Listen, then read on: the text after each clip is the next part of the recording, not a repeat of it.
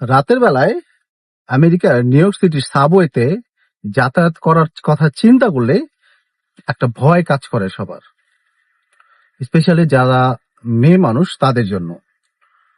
হ্যাঁ, এই বিষয়টা নিয়ে আজকে একটু কথা বলবো, কারণ দিন দিন নিউ ইয়র্ক সিটির সাবওয়েতে অনেক অপ্রীতিকর ঘটনা ঘটা শুরু করছে, যেটি আমাদের জন্য একটি অশনি সংকেত। আপনি যদি আমেরিকাতে থাকেন আর নিউ ইয়র্ক সিটির সাবওয়ে ট্রেন ব্যবহার করে থাকেন, তাহলে আজ থেকেই সতর্ক থাকুন। কারণ আমেরিকার নিউ ইয়র্ক সিটিতে সাবওয়ে ট্রেনে দিন দিন বাজে ধরনের ঘটনা বেড়ে চলেছে। সুতরাং আজ থেকেই আপনার উচিত সাবধান হওয়া। গতকাল একটি ঘটনা শুনলাম, এটি হচ্ছে ম্যানহাটনের হার্লেমের সাবওয়ে স্টেশনে একটি মেয়ের সাথে বাজে ধরনের ঘটনা ঘটেছে। যেহেতু আমি সোশ্যাল মিডিয়াতে কথা বলছি, তো এই জিনিসটা ওইভাবে আমি এক্সপ্লেন করলাম না, তো আপনারা বুঝে নেন। তো ওই মেয়েটি কিন্তু তার পুরুষ বন্ধুর সাথে ছিল, কিন্তু তার পুরুষ বন্ধুর সামনেই আরেকজন লোক তাকে টেনে হিঁচড়ে একটি প্ল্যাটফর্মের কোনায় নিয়ে যেয়ে তার সাথে বাজে কিছু ঘটিয়েছে। সুতরাং কালকে আপনার সময় হতে পারে, পরশুদিন আমার কিন্তু সময় আসতে পারে। আমাদের এখন থেকেই সাবধান হতে হবে, সতর্ক হতে হবে। শুধু মেয়েদের ক্ষেত্রে নয়, আমি নারী পুরুষ উভয়ের জন্যই এই মেসেজটা দিতে যাচ্ছি। ধরেন আমরা সাবওয়েতে যখন ওয়েট করি, অপেক্ষা করি ট্রেনের জন্য, অনেকে করি কি, আমরা সাবওয়ে ট্রেনের যে প্ল্যাটফর্মটা আছে, যেখানে ট্রেনটা আসে, তার কোনা ঘেঁষে আমরা দাঁড়িয়ে থাকি বা মোবাইল ব্রাউজিং করতে থাকি। আমাদের দুনিয়ার কোনো ধ্যান জ্ঞান কিছুই থাকে না, কিন্তু এটা ঠিক না। কারণ আপনি যখন অন্য মানুষকে থাকবেন, আপনি কিন্তু আশেপাশে কি ঘটতেছে ওটা কিন্তু আপনার খেয়াল থাকবে না। তখন কিন্তু পিছন থেকে আপনাকে আচমকা ধাক্কা দিতে পারে। কথা, আপনি কাজে যাচ্ছেন, মানে কাজে যাচ্ছেন বা কাজ থেকে আসতেছেন, আপনি অলওয়েজ সময় পাবেন আপনার ফোন ব্রাউজিং করার। ভাই দয়া করে আপনাদের রিকোয়েস্ট করি, আপনারা যখনই সাবওয়ে ট্রেনের স্টেশনের সিঁড়ি দিয়ে নিচে নামবেন, টোটালি আপনারা ফোন পকেট ঢুকাই ফেলবেন। দ্যাট মিনস ফোন আর ইউজ করবেন না। যখন আপনারা সাবওয়ে স্টেশনের ভিতরে ঢুকবেন, আপনারা সবসময় করবেন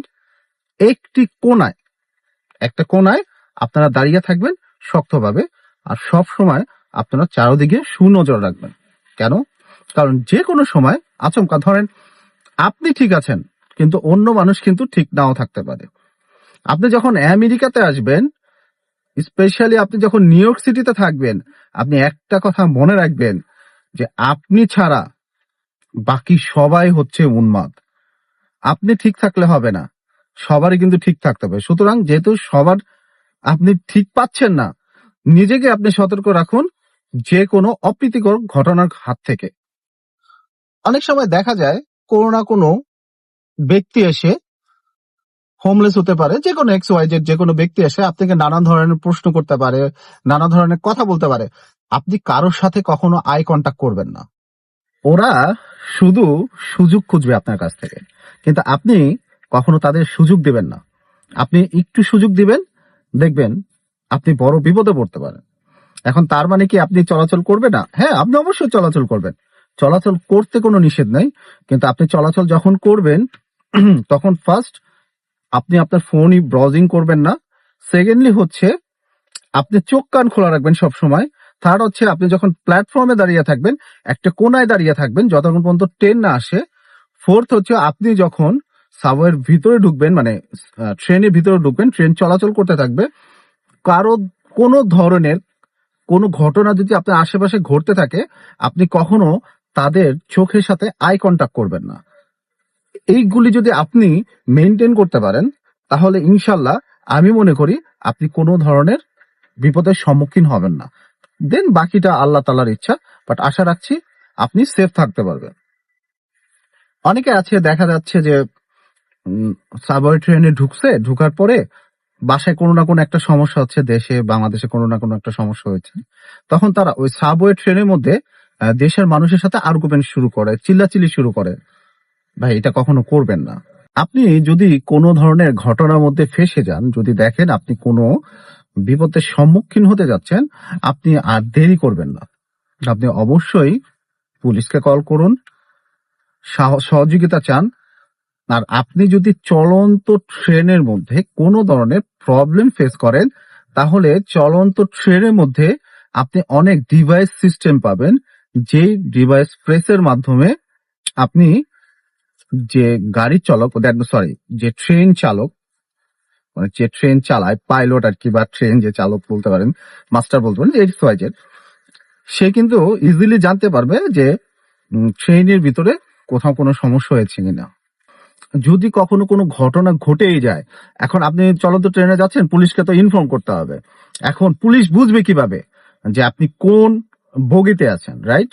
আপনি কিন্তু সবসময় দেখবেন যেখানে গেট থাকে, বগির গেট থাকে ট্রেনের, তার উপরের দিকেই কোচ নম্বর লেখা থাকে বা বগি নম্বর লেখা থাকে।